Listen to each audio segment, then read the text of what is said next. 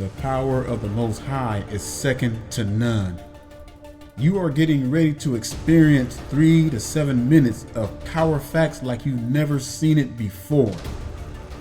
You will experience the unadulterated pure power of the Most High and its working towards his people. The destruction of our enemies is nigh at hand. The deliverance of his chosen ones is near. Come with me and experience the power of our Elohim, for he alone is worthy of all praises.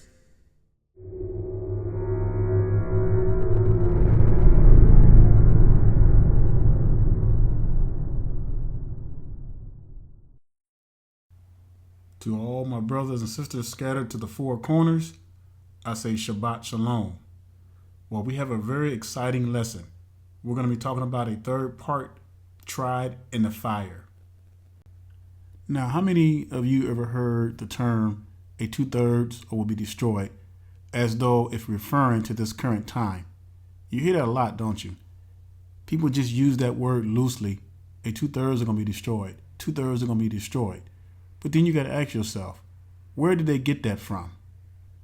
You see, the problem is, we as a people, we have a very bad habit of just picking up slogans and picking up bad habits and just repeating what other people always say.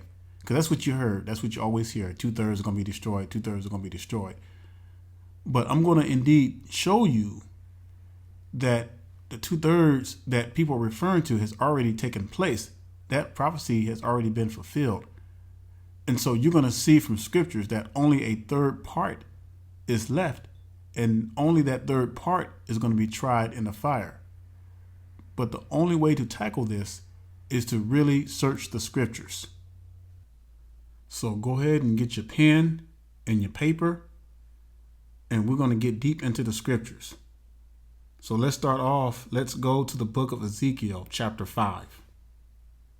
The book of Ezekiel, chapter 5. And we're going to start with verse 1. And it says, "And you, son of Adam, take you a sharp knife, take you a barber's razor, and cause it to pass upon your head and upon your beard. Then take you balances to weigh and divide the hair." Now, verse 2 is what you have to really pay attention to, because the Most High is showing Ezekiel a future prophecy of his day. So let's look at verse 2. And it says, "You shall burn with fire a third part in the midst of the city when the days of the siege are fulfilled." Now I want you to listen to this key word here, siege are fulfilled. We're going to come back to that. Let's read on. "And ye shall take a third part and smite about it with a knife. And a third part ye shall scatter in the wind, and I will draw out a sword after them." Now there's three things that's taking place here. So we read in verse 2, the first third is going to be, "You shall burn with fire a third part in the midst of the city." And then it goes on to say, "And you shall take a third part and smite about with a knife." And then here's the third one. "And a third part you shall scatter in the wind, and I will draw out a sword after them." Now, it's going to explain this in the rest of the chapters as we read the rest of the verses. It's going to explain that. But before we move on, I want to explain something to you. A lot of times when the Most High came unto our forefathers, the prophets, to explain things, he would use similitudes.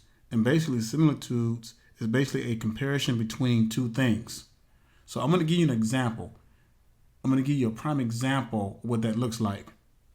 All right, go to the book of Ezekiel chapter 4 and verse 6.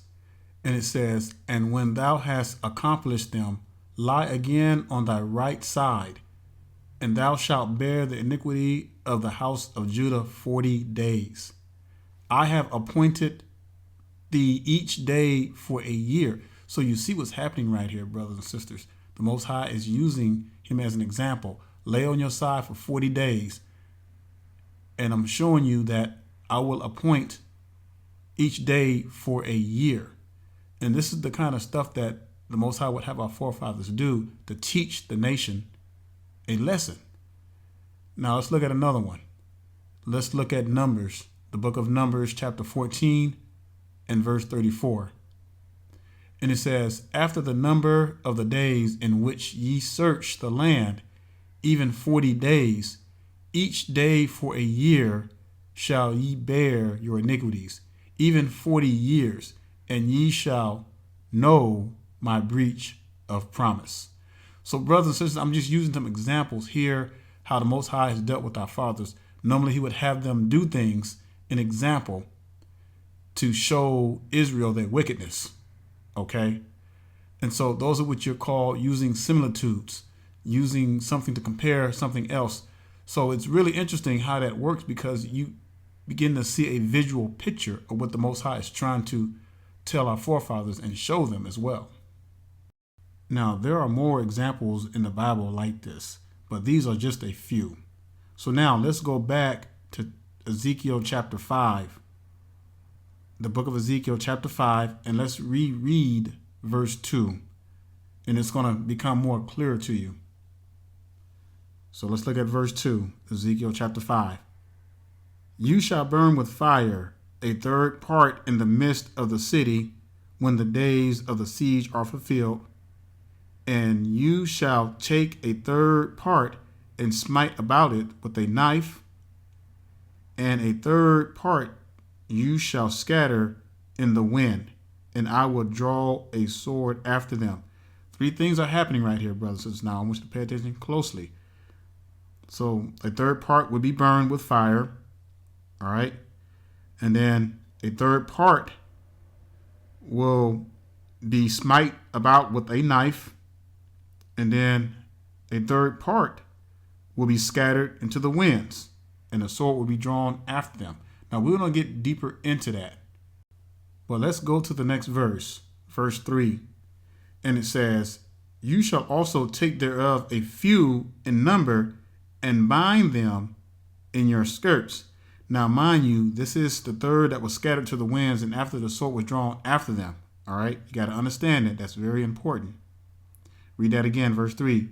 You shall also take thereof a few in number and bind them in your skirts. Verse 4. Then take of them again. You hear that? Again. Then take of them again and cast them into the midst of the fire and burn them in the fire. For thereof shall a fire come forth into all the house of Yasharel. And we're going to talk about that fire. Verse 5. Thus says Adonai Yahuwah, this is Yerushalayim. I have set it in the midst of the nations and countries that are round about her. Now, what I want to do is bring more light to verse 2 that we read earlier. So what we're going to do is we're going to jump down to verse 12. So go ahead and jump down to verse 12 of Ezekiel chapter 5. All right. And once we explain this, then we must understand why the punishment was so harsh against our people, against our forefathers. So let's look at verse 12. And keep in mind, this will bring more light to verse 2 that we read earlier. And it says, a third part of you shall die with the pestilence, and with famine shall they be consumed in the midst of you. Now, mind you, this is not happening as the Most High is giving it to Ezekiel. This is a future prophecy of his time. All right, so let me read that part again.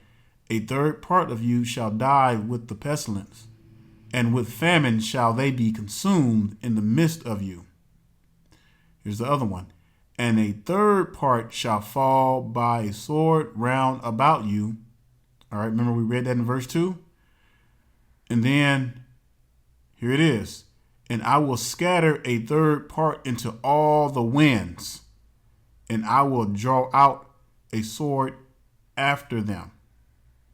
Now, this brings more light to verse 2, and begins to become more clearer of what's going on.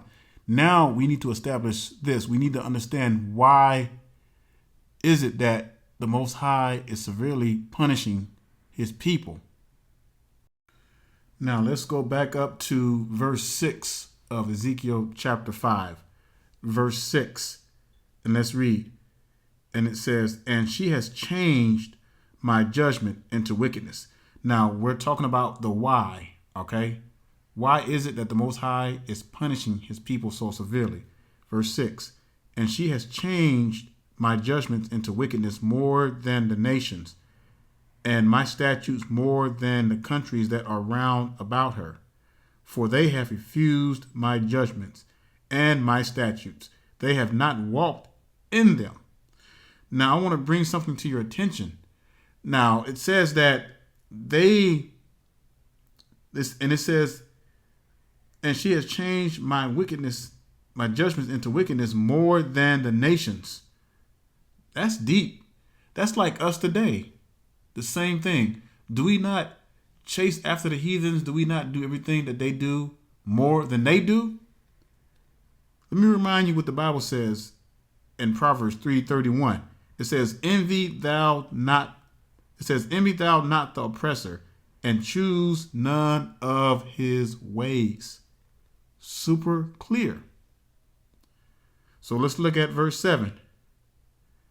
And it goes on to say of Ezekiel chapter 5, verse 7.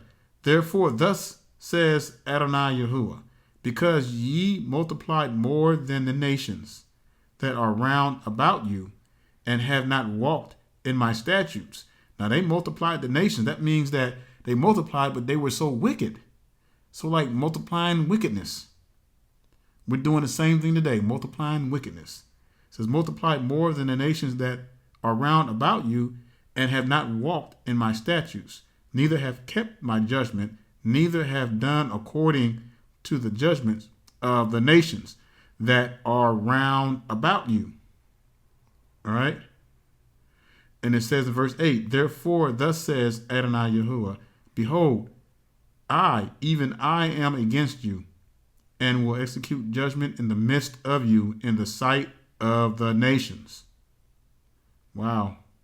Verse 9, and I will do in you that which I have not done, and whereunto I will not do any more the like, because of all your abominations. Now we're going to skip over 10 because we're going to come back to verse 10 a little later. But let's look at verse 11, because this is the straw that breaks the camel's back.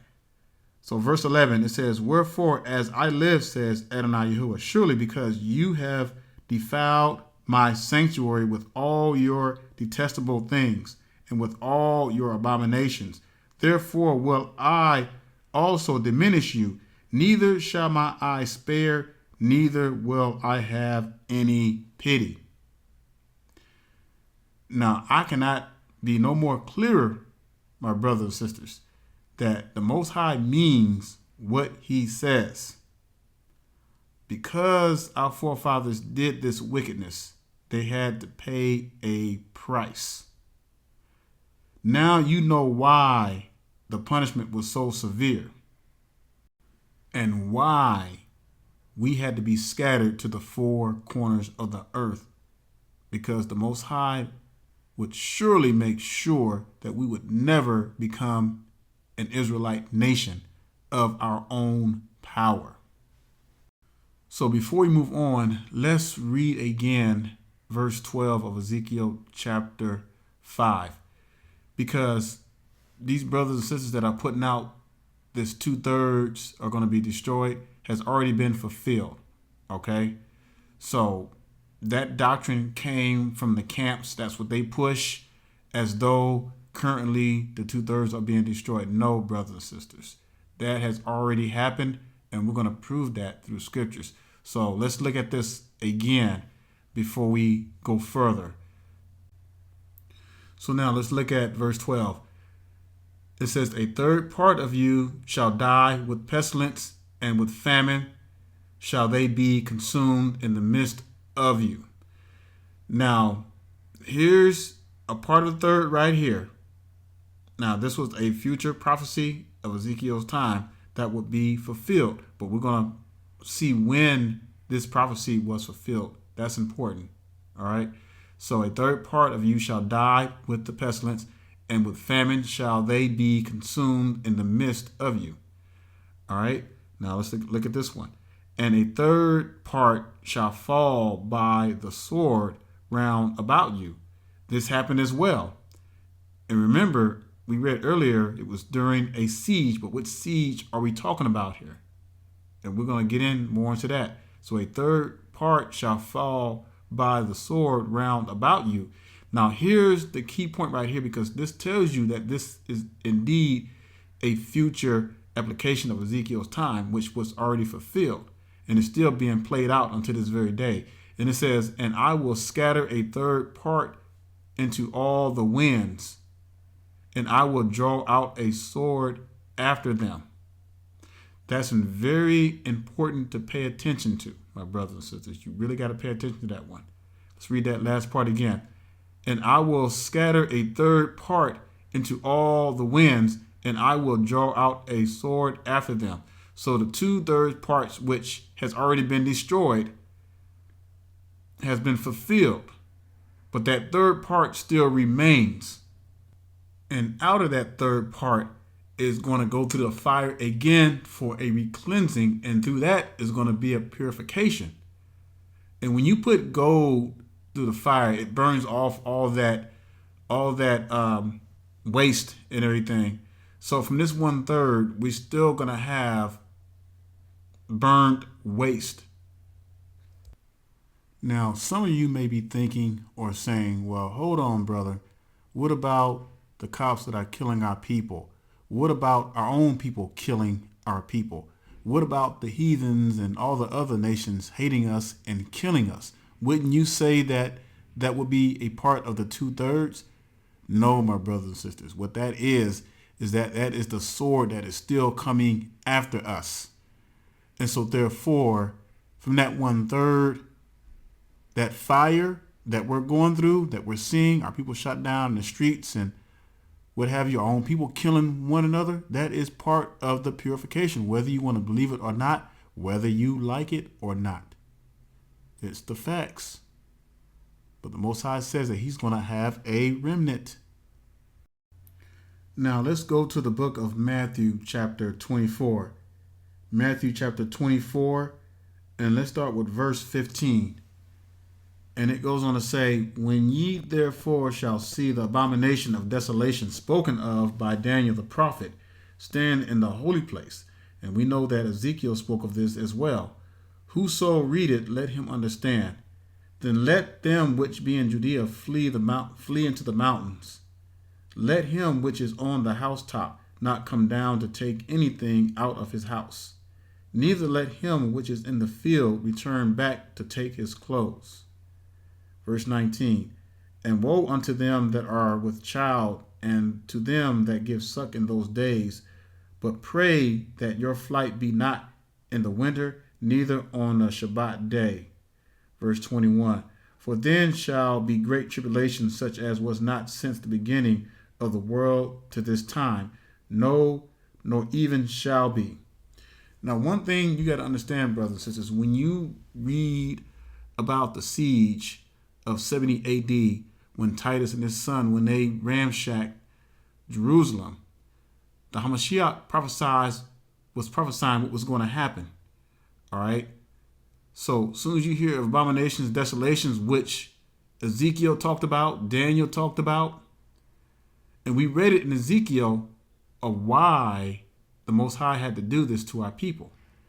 So now the Romans have gotten strong, and this is history, this is historical.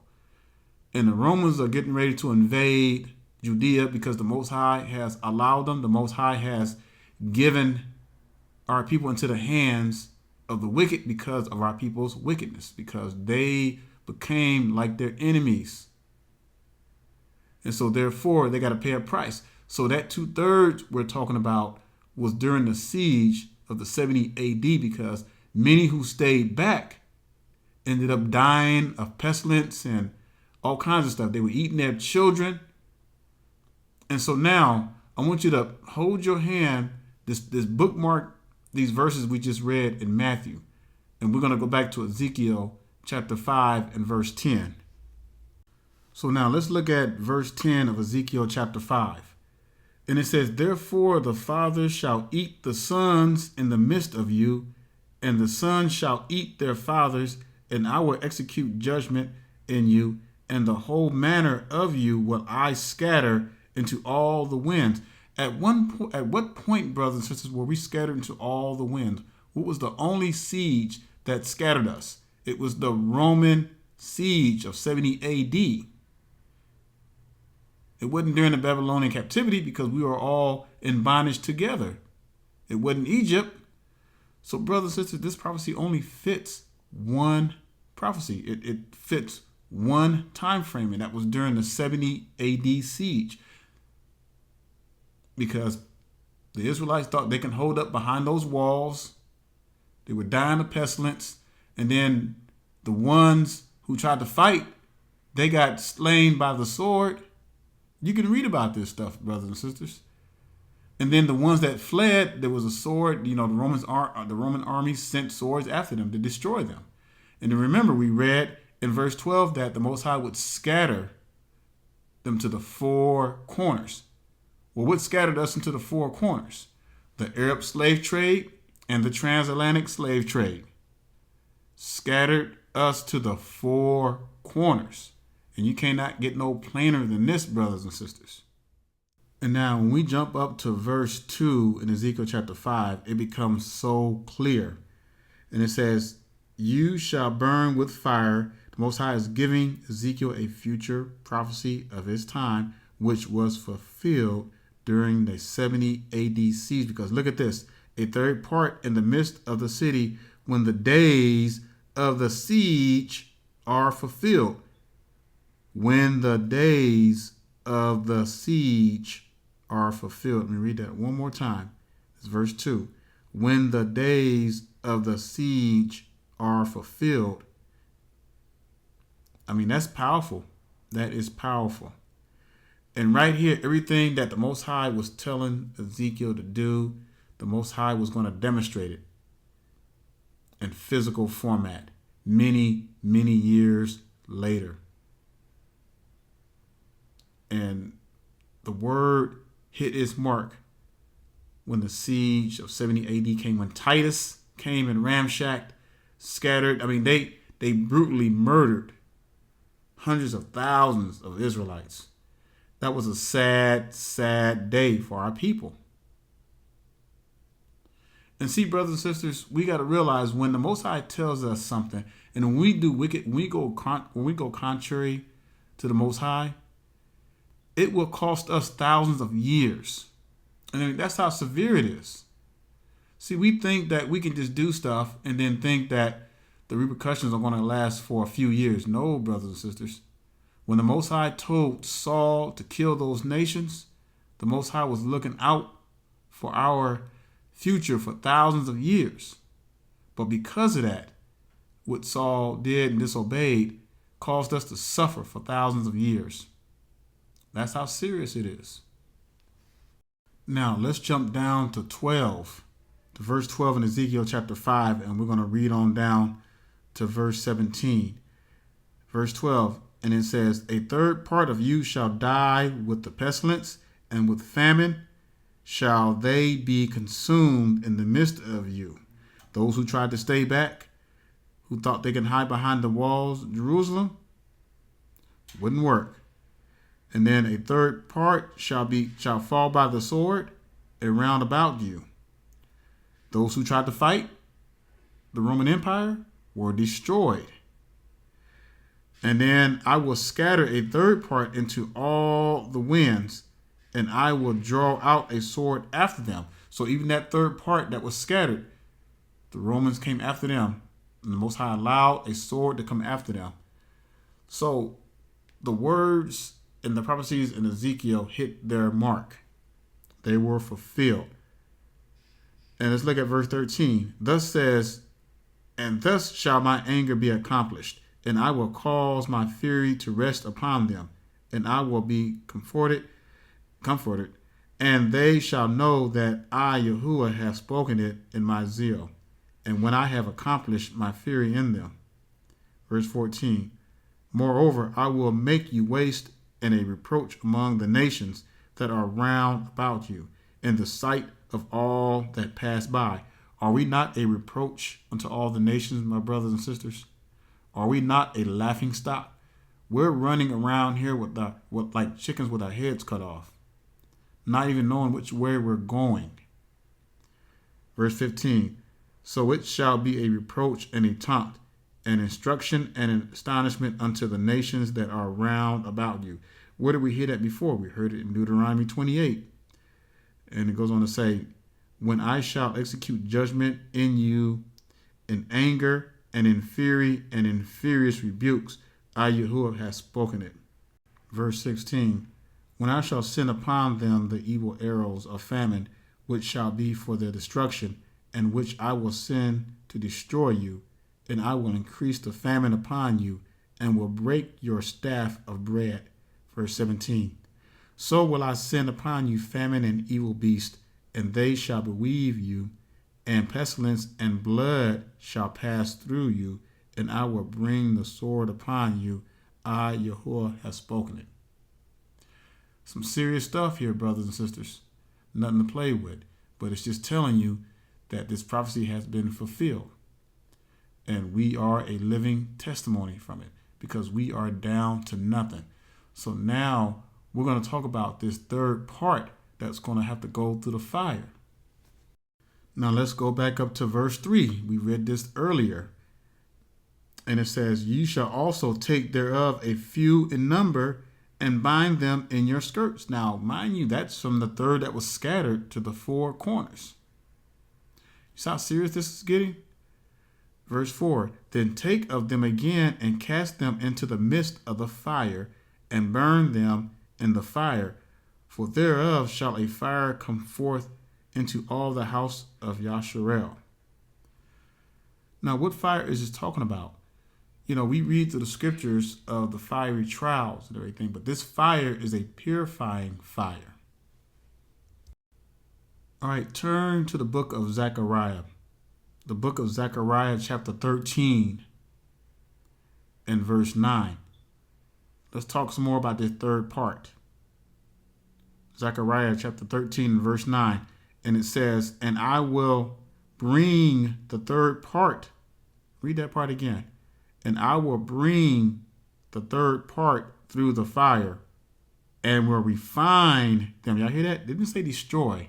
You got to understand that, brothers and sisters, because the Bible says that there's going to be a remnant that's going to be left.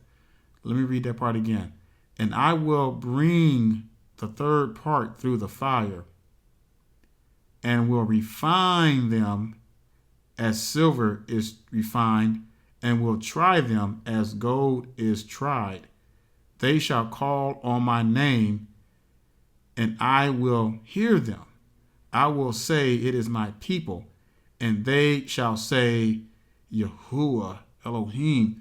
See, brothers and sisters, it's not all gloom and doom. It may seem that way.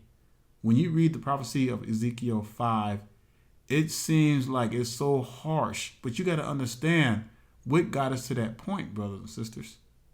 It was the wickedness of our forefathers. And we've already read what they've done. We already read the reason why they got punished so harshly. But that doesn't mean that the Most High is going to destroy all of his people. He just has to cleanse the wickedness because our forefathers allowed themselves to become so wicked that it corrupted all of Israel.